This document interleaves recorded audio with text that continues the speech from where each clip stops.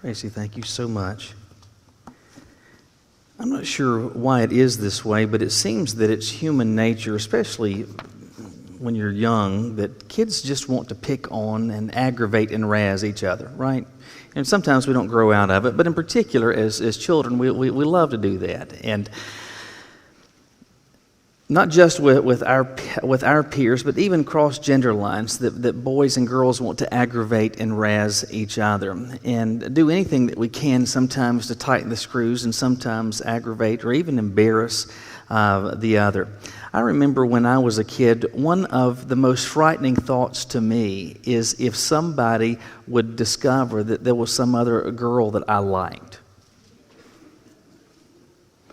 And if I liked some little girl in elementary school, I would have been petrified if anybody had any idea. And so one of the things that would have been just an absolute near-death sentence was for something like this to happen, for somebody to find out and say something like this: Michael and Caroline sitting in a tree. Kissing. First comes love, then comes marriage, then comes baby in the baby carriage, sucking his thumb, wetting his pants, doing the hoochie coochie dance.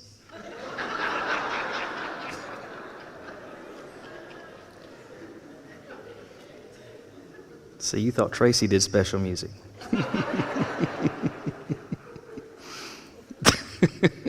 That'll be our invitation. Please turn. Anyway.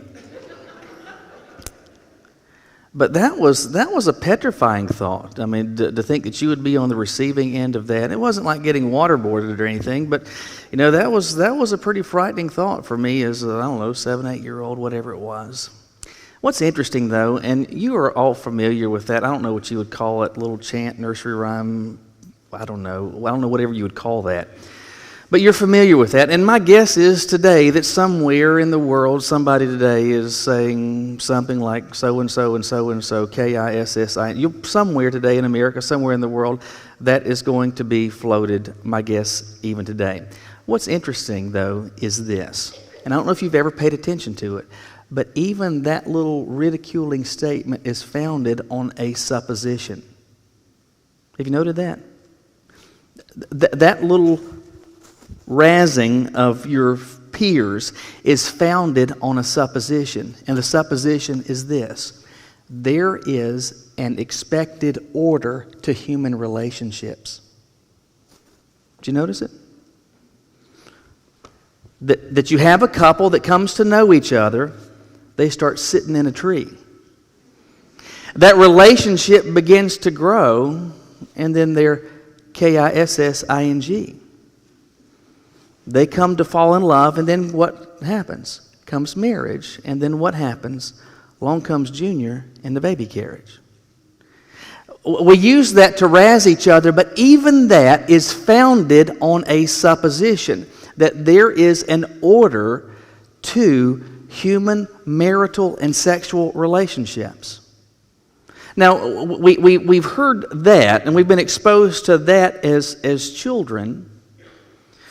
But what is it that God has to say about these issues? A few weeks ago, we began this series that I'm calling The Bible, the Birds, and the Bees.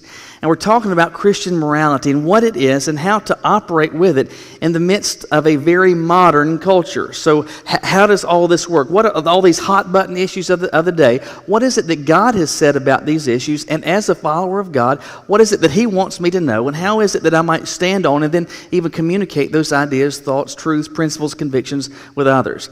Last week we looked at marriage in a general sense, and we looked at a passage out of Genesis where we're told what, from God's perspective, what comprises marriage and what His plans and purposes are for marriage. But I want to look actually today and go back to exactly the same place we were last week to think about this. As God gave the components of marriage and communicated its purpose, one of the things that God also did was to communicate an expected order for human marital and sexual relationships. And you see it in just one statement of Scripture in Genesis 2:24. Look with me in your Bibles there today. You might even be able to quote it even if you never sat down to memorize this. You're probably, if you've been around the church, around your Bible for any length of time, very familiar with this verse. Verse 24. If you've been to a wedding, you've probably heard this over and over again. God uses Moses to say this. This is why a man leaves his father and mother, bonds with his wife, and they become one flesh. It's easy to miss it, but I want you to notice because it is vitally important. It is essential that we pay attention to that even in this one single statement, God communicates what the order of marital relations and sexual relations, how it is to work. Again, a man leaves his father and mother, bonds with his wife, and they become one flesh.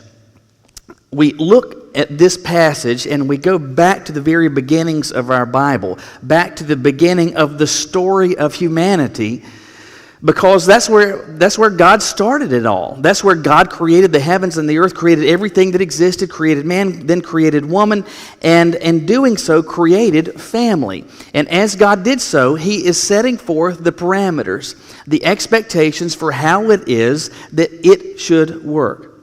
Now, some of you are here today and you have been married for a really long time. In fact, some of you can probably find it difficult to even think about what it was like before you got married.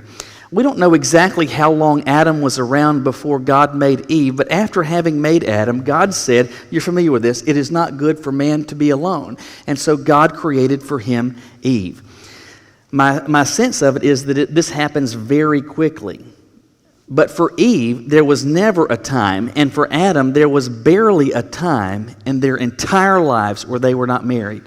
Eve was born married. How about that? You think you've been married a long time? She was born married.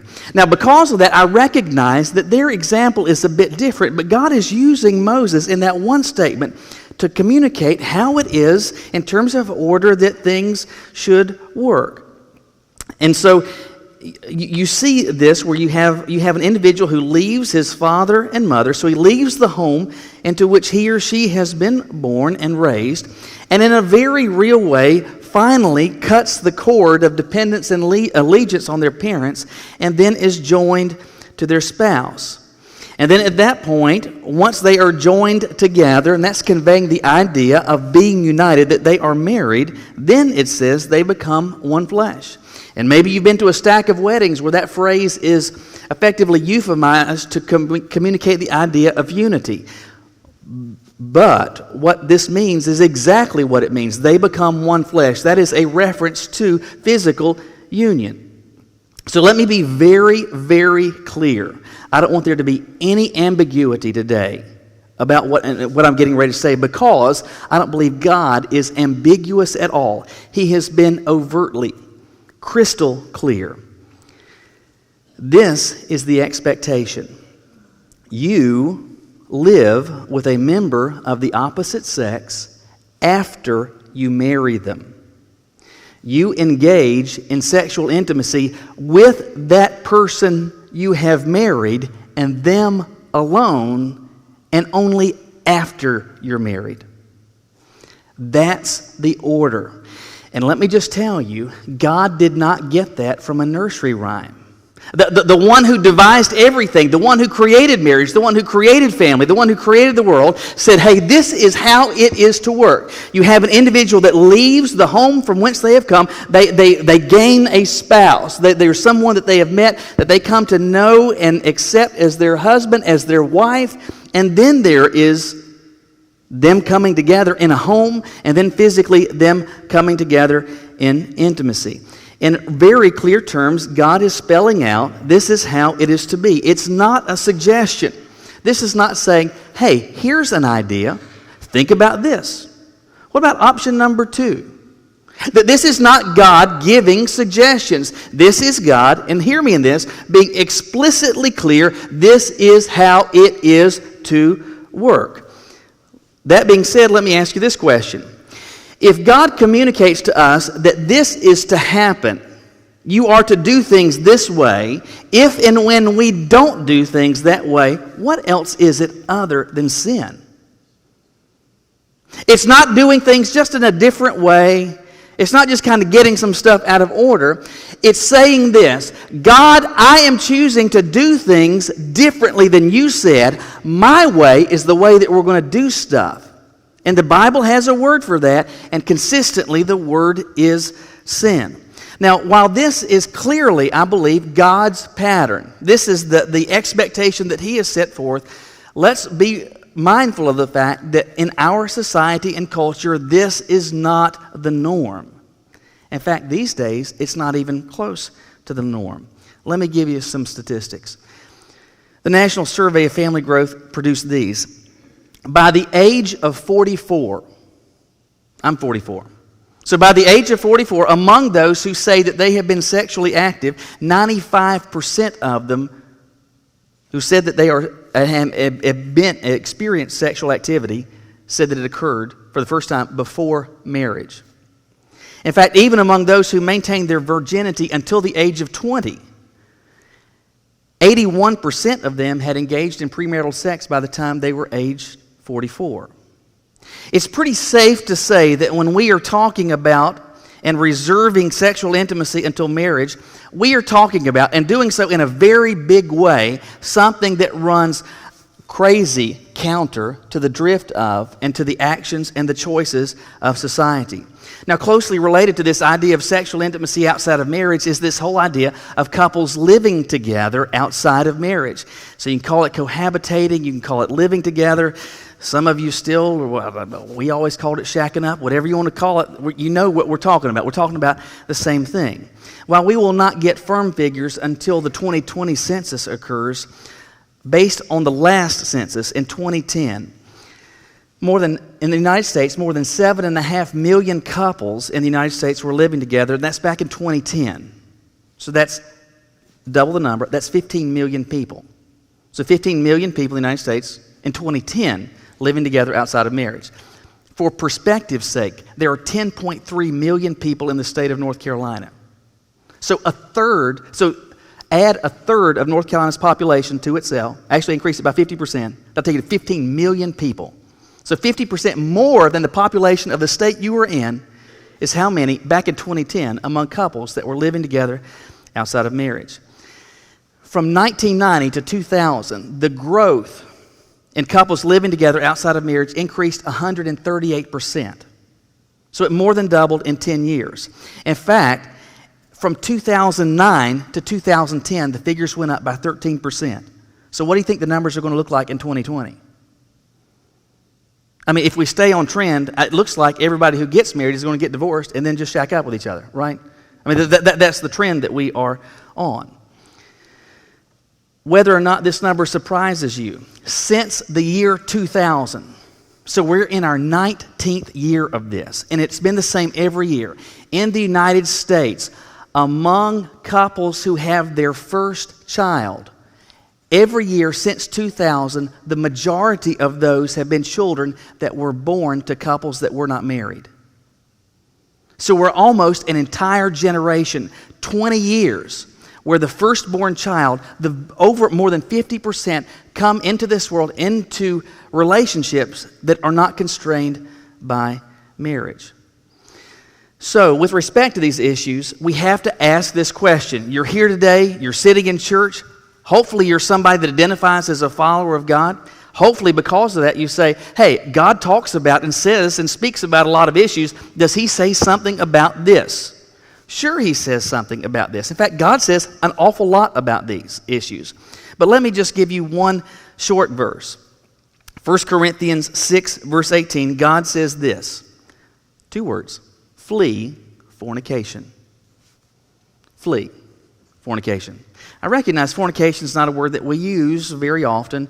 You may, for example, if you're wanting to talk in code in front of your children, maybe use that word, but it's not one that we use very often. But fornication is just a longer word to describe sex outside of marriage. And so with respect to that, what does God say? He says, run from it. Don't flirt with it. Don't dance with it. Don't walk up the line. He says, flee it. Run from it. head in the opposite direction. In fact, in the very same chapter, in 1 Corinthians chapter 6, God uses fornication as a list of descriptors or descriptions of individuals or behaviors that indicate somebody is not walking with God. So here's the thing. If you are somebody that wants to live as though you do not have a relationship with God, if you want to convey the message, I do not know God, I do not have a relationship with Jesus, based on what 1 Corinthians 6 says, here's a good way to do it. Engage in sexual intimacy outside of marriage. It will become a glaring signal, a glaring communicator to those around you, hey, I don't know Jesus. Is that the message you want to convey? Is that the suggestion you want to give to people? I do not know Jesus. God says, through Paul, 1 Corinthians 6, spend some time reading it today. Here's a good way to do this. So get in mind, we have God's plan, which is that you come to know someone, you marry someone, and then are physically joined to them. And then we have what our culture offers. Friends with benefits. Intimate relationships with no strings attached. Acting like we're married, just absent any binding commitment. What we need to be very clear about is that when God gives a way, He's not giving a suggestion.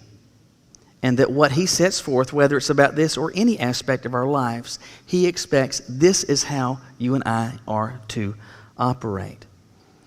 He's been very clear about it.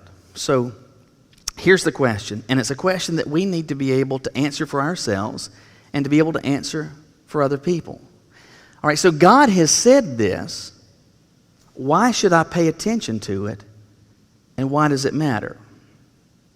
There are two separate yet interrelated issues that we're thinking about here.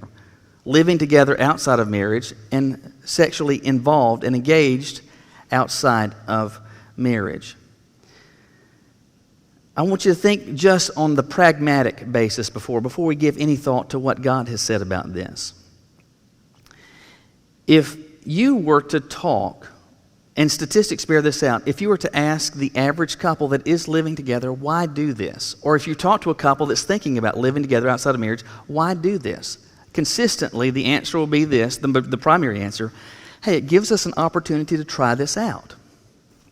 It lets us, you wouldn't buy a car without taking it for a test drive. So this gives us a good proving ground to see, hey, might we like this? Might this work out? So that's the thought. If pressed, some might even say, you know what? Candidly, I haven't given it a whole lot of thought. I'm doing this because, honestly, everybody my age, and statistically that's the case, virtually everyone my age, this is what they're doing, so I didn't really think about there being a different way. But again, aside from any theological or biblical foundations to respond to those notions, I want you to think about some very pragmatic realities. This may be surprising to you, but consistently, the numbers bear this out. And it sounds counterintuitive. Couples who do not live together before marriage are exponentially likely to not experience divorce. That the divorce rates among couples who live together prior to marriage, I don't mean are a little bit higher, I mean off the charts by comparison. 75%, 3 out of 4 couples that live together before marriage, of those who get married, 75% wind up divorcing. If you want to increase the likelihood that your marriage will not last, here's a good way to do it, statistically. In fact, if you're in Vegas, put your money on this. Live together before marriage. And again, that sounds counterintuitive. It sounds illogical. Because it seems like, hey, if we kind of act like we're married for a little bit, that'll kind of prepare us to see, hey, will this actually work? But statistically, what's more likely to happen is that your marriage is going to wind up on the ash heap, that it's going to end in divorce. And I say that whether the survey is done by USA Today, whether it's done by the University of Denver, Yale University, U.S. News and World Reports, I'm telling you, pick the surveyors consistently over and over and over and over and over and over again. Not just a little bit, not by a point or two, but exponentially the divorce rates are higher. Beyond that, living together outside of marriage also significantly increases the likelihood of adultery. The Journal of Marriage and Family noted that between the ages of 20 and 37, women who lived with their partner before marriage were 3.5 times more likely to have an extramarital affair. In case you can't do the math, that's 350% more likely. Living together also reduces the likelihood that you'll actually marry in the first place. All right, so here's the stat. Among couples that live together before marriage, in excess, it's about 81% of them say, we plan on getting married. So among couples that live together, 81% say, we plan on getting married. Less than 50% ever do. So if you want to increase the likelihood that you will not marry the person that you're living with, then live with them. The majority of the time, you will not wind up having that person as your husband or your wife. Now, some will argue, though, well, listen, the only difference between me living with my boyfriend or girlfriend, the only difference between that and them being my husband or wife is literally just a piece of paper. It's just having something that Guilford County says, okay, we are actually married. That's the only difference, is a piece of paper hanging on the wall, and I don't need that. But here's the thing. Regardless of whether or not it is you're talking to Christians or not, across the board in society, our culture, in fact, cultures around the world recognize this. Marriage is a significantly higher order relationship. You say, well, what do you mean by that? Let me give you an example. Let's say you have a 23-year-old daughter, all right? Let's say you've got a 23-year-old daughter. She has, while she was in college, she met her dream guy. And they fall in love. They date in college. They finish college. They wind up in the same town after graduation. But they're in love. They intend on getting married. They just don't. But they wind up getting an apartment together. They've lived together for a year now. And after a year of just paying rent in an apartment, they feel like, we're just kind of throwing money away. We're not building any equity. What we'd really like to do is just buy a house together. But we've got some money, but we just don't have enough for a down payment. So your daughter comes to you and your wife, you and your husband, and says, hey, dream guy and I want to buy a house. And as soon as we can, we will pay this back. But can you give us or lend us enough money to be able to to go towards a down payment on a house? All right? So you have that scenario. That's option one. Suppose it is the same scenario. Your 23-year-old daughter that comes to you, but she's not been living with her dream. She's been still dating her dream. She gets engaged to her dream, and finally she gets married to her dream. They live in an apartment. They've been doing this for 6 months, living in an apartment. They signed a short lease because they didn't know exactly where they were going to wind up. But finally they believe, and their jobs are stable. We feel like we're going to stay in this area, and we'd like to buy a house. But again, we just don't have the money fully to put down a down payment with how mortgage rates are and how mortgage lending is now. You got to put down more cash. And so they come to you, your daughter does, and she says, listen, my husband and I want to buy a house, and we're asking if you could either lend us or give us towards this down payment some money. Let me ask you this. Which scenario are the parents likely to give the money? The latter, to the married couple. Why is that?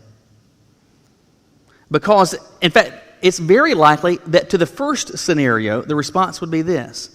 Listen, I love you. I really do. You're the apple of my eye. I couldn't love you anymore. I'd give my life for you. But here's the deal. Your boyfriend, I don't think he's a bad dude. But, honestly, you've been together for a while, but we just don't know where this is going to last. And if we give you this money now, I mean, all this could end, and we're going to have to take a pass on this. Why is that? Why perhaps even the majority of the time would that be the response? Because consistently, saved or lost, connected to God or waving your fist at God, consistently in every society and culture, we recognize this: marriage is a higher ordered relationship, that it matters in ways where simply cohabitating simply does not. What's the difference? Is it something just hanging on the wall? No, the difference is this: the presence or the absence of binding commitment. And whether or not somebody is a follower of Christ or not, they can recognize that. Now, the presence or the absence of binding commitment is huge. In fact, I would argue it's the reason that the statistics are what they are. Why is it? And again, it's counterintuitive. It seems even illogical. Why is it that exponentially more of the time, the majority of the time, the overwhelming majority of the time, if you have a couple that lives together before marriage, they'll wind up divorced? Why is that? Because the entirety of that time, there is the absence of binding commitment. Now, I recognize that if that relationship were to end, if you're just living together, there may be some painful conversations. There may be some tears and weeping and wailing.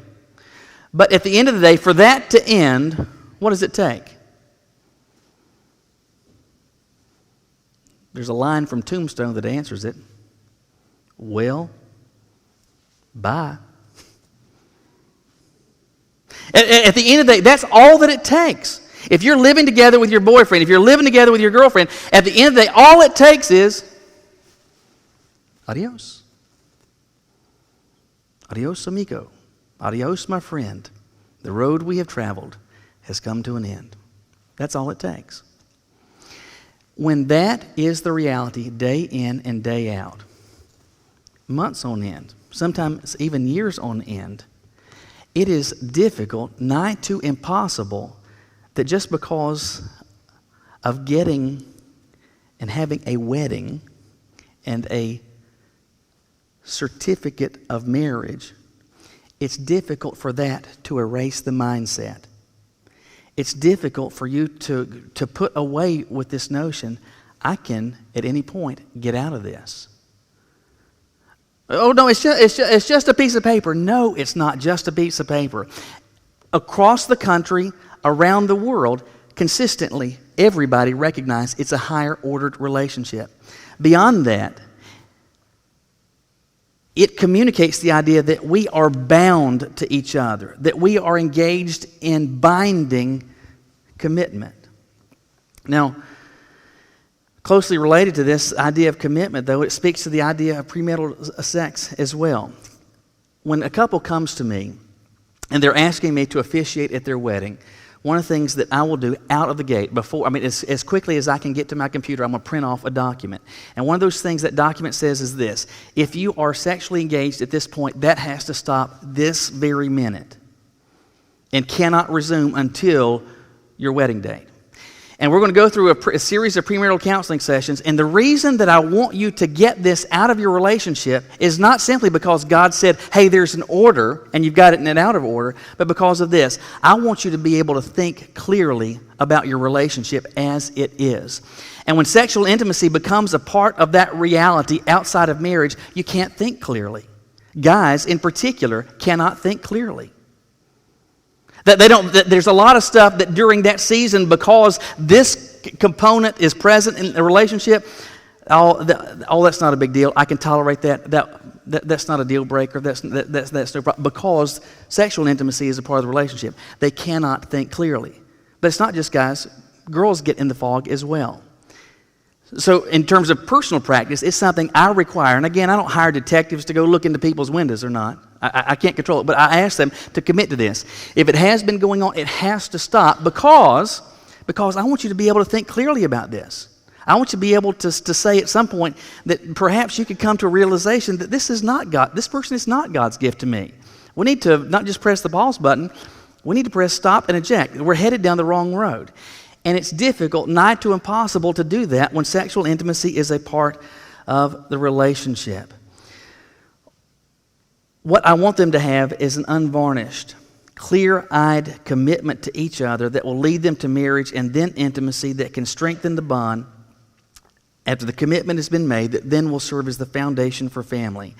Again, you see an order presented in this passage. A man leaves his father and mother. He bonds, and we talked about this last week. The word translated bond, it conveys the idea of permanently bound. Is bound to his spouse, and then, and only then, they become one flesh. Last week, one of the things that I did was to anticipate some of the possible objections. And some of you may be sitting here thinking, well, I get that, but honestly, that's, again, we're hanging out in Genesis. That's Old Testament stuff. I'm a Jesus guy. I'm not a Moses guy. I'm a right-hand side of the Bible, not left-hand. And that's way in the left hand. I mean, that's at the table of contents. Don't take my word for it. I just dare you to do something. Give yourself 30 minutes. Do it with your smartphone, with your computer. You don't even have to dig out a concordance. Just Google, what does God say about sexual intimacy? What does God say about marriage? And consistently, throughout the Old Testament, throughout the New, listen, God hasn't changed. Nothing about the standard you see erected in Genesis 2 changes by the time you get to the end of Revelation. God has been clear. God has been consistent. Another one of the possible objections is this: it seems so restrictive. At the end of the day, I think the standard of criteria should be loving and consensual. This seems, the bar is so high. After I'm married, we're only together. After we've been covenantally bound to each other, it seems so restrictive. It is not simply true with this aspect of God's laws, it's true with all of them. And I cannot stress this enough. When God says, you shall not, hear me in this, He is not trying to keep something good from you. When God put up the no trespassing sign before marriage with respect to these issues, hear me in this, He was not and is not trying to keep something good from you. What He's trying to do is to keep something amazing for you. He's not trying to keep the good from, He's trying to keep the best for you. And hear me in this, what our culture is offering is a unicorn. It's smoke and mirrors. They're offering the prospect of sexual pleasure with no strings attached. They're offering all the perks and blessings of wedded bliss without a ball and chain. The problem is what they are consistently delivering on is not that. That's not what they're delivering on, but what they are delivering on is this: exponential increase in STDs. What they are delivering on is out of control divorce rates. What they are doing is delivering on exponential growth in the experience of out-of-wedlock childbirth. What they are delivering on is exponential growth in the number of single-parent homes. Again, what they're selling is not what they're delivering on. What I'm telling you is that society is not trying to give you the good. God's trying to do that. But He's saying this: I need you to do things my way. There's a plan that is unfolding. Maybe this might help it make sense. There's a place in Greensboro that has what I believe is probably the finest meal I have ever had. It's called the Green Valley Grill. It's over next to Friendly Center. And I don't know, it might have been a year and a half or so ago, somebody gave us a gift card to the Green Valley Grill. I'm not saying you need to do that, but if you want to. Now, it's not the cheapest place in town, to be sure. It's not the most expensive either, but it's not a cheap place to go to. It's a nice place, kind of a special occasion place. And our special occasion was we had a gift card. And so we go there, and if you've ever been to Green Valley Grill, you may be aware of this fact, that their menu changes. And so every 6 to 8 weeks, the specifics will change. But consistently, there'll be a steak, there'll be a chicken, there'll be a fish, but instead of trout, it may be, Catfish. I don't know. It's going to change. And for example, with the steak may change as to what it is that they're going to offer. And on this particular night, the steak special was a filet. And honestly, most of the menu I don't understand. But you don't want to really ask the waiter because you don't want to look stupid, right? But you're like, what is this? One of the words, though, that I recognized in the description was Dijon mustard. So I'm reading this description of a filet, and I see Dijon mustard. And I'm thinking to myself, I don't hate Dijon mustard, but I'm not like, let me get in the mustard line. And I've never in a million years put mustard on a steak, right? I mean, if anything, it's A1. It's how steak is done, right? In fact, I remember talking with Caroline, because I believe we both got the same thing that night.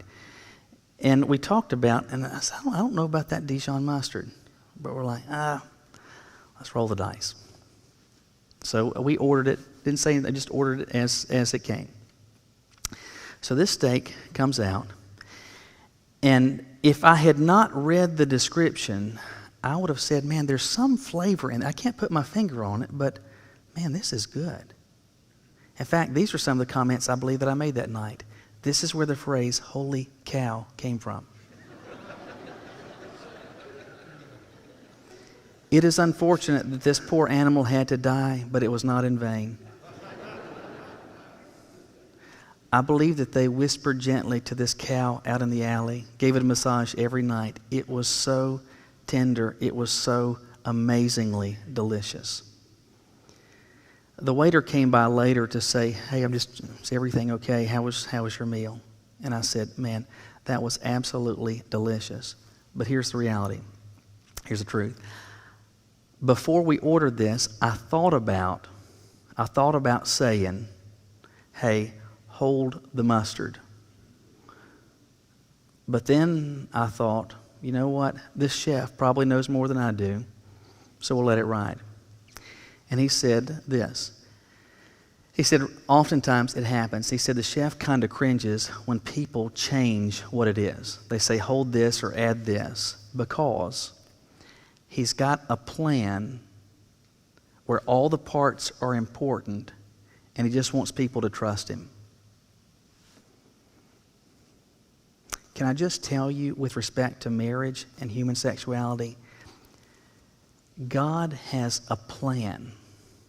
And the plan has an order, and he just wants you to trust him. I get it that there may be some reservations. I'm saying, I want this now. I don't want to wait. I don't want to have to do this. I don't want all that.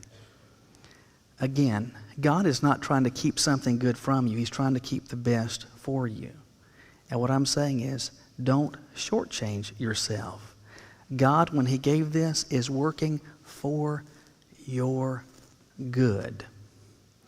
And what society is telling you, what our culture is spilling over and over and over again to us, what every sitcom, what movies are communicating to us, I'm telling you, it's a lie.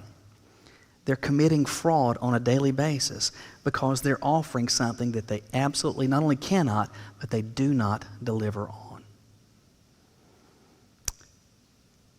When the judge comes in, the bailiff says, please come to order. With respect to marriage and sexual intimacy, God's invitation is the same. Please come to order. Will you bow your heads with me? There's a whole slew of different ways that all of this might strike you. Some of you, it's possible, you could be here today as a couple. You really love each other. You care for each other. You didn't think you were necessarily doing something bad or wrong, but you're experiencing sexual intimacy outside of marriage. Maybe you're living together. I'm telling you, the unease that you're feeling right now is not because I've tightened the screws on you, but because God is working on your heart. And it may be that God is leading you this afternoon to have some conversations that may be kind of painful, maybe kind of tough. But here's the thing. Do you believe that the one who made you and knows you best, when he offers something, that it's to hurt you, to harm you, Or is it for your ultimate good? Well, if it's for the latter, will you trust Him? Some of you are here today, and you would say, Michael, and maybe you wouldn't want everybody else to know this, but the truth is, you defied the odds.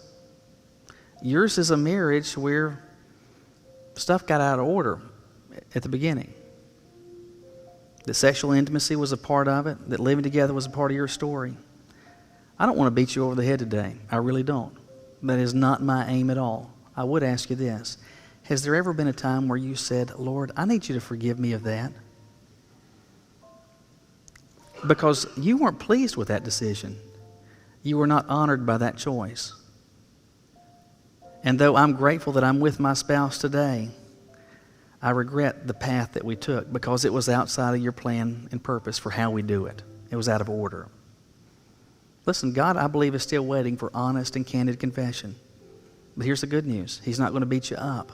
You know what He's going to do? He will cleanse you and forgive you of all unrighteousness.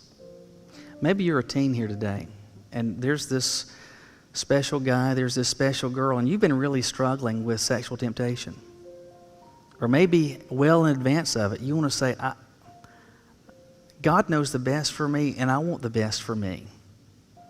But I'm going to need His help withstanding some of the temptation. And I want to pray in advance of that He'll help me to stand. Maybe you've got a son, a daughter, a grandson, a granddaughter, who these various scenarios that we've talked about this morning, that's where they are. And you just want to say, God, I want to be able to share with them and talk to them in loving and constructive ways to help them to see what God sees, to help them to stand where God has put up some boundaries. So I want to pray, God, that you will soften their hearts. I want to pray that you will give me the words to be able to have a conversation, the courage to be able to have a conversation. You got a burden about them, and you want to talk to the Lord about it today. Listen, there's a stack of different ways that God could be speaking to your heart today. Maybe it's to unite with His church. Maybe it's to find out or perhaps to begin a relationship with Him today. I just believe that He has, and even in this very moment, is speaking. What's He saying to you? What's He asking you to do? Now, will you do it? Lord, you've been really clear about a whole slew of different things. In fact, about the relationships that matter most in life. In fact, about the relationships this side of heaven that have always mattered most in life. You've been really clear in communicating what your plans and purposes are. But in this area, like in so many others, we screw up. We do things our own way. We follow different examples, sometimes really bad examples. We get out of bounds. And so, Lord, there are specific things that you are showing us today, specific choices you're calling us to make today. And whatever those are, help us, Lord, to pay attention to what you're saying and then say, Lord, I want to trust you in that. Help us, Lord, during this time of decision to lean on and lead hard into you. We commit this time of decision to you in Jesus' name. Amen. I'm going to ask if you would to stand. Our praise team's going to lead us in the hymn of invitation.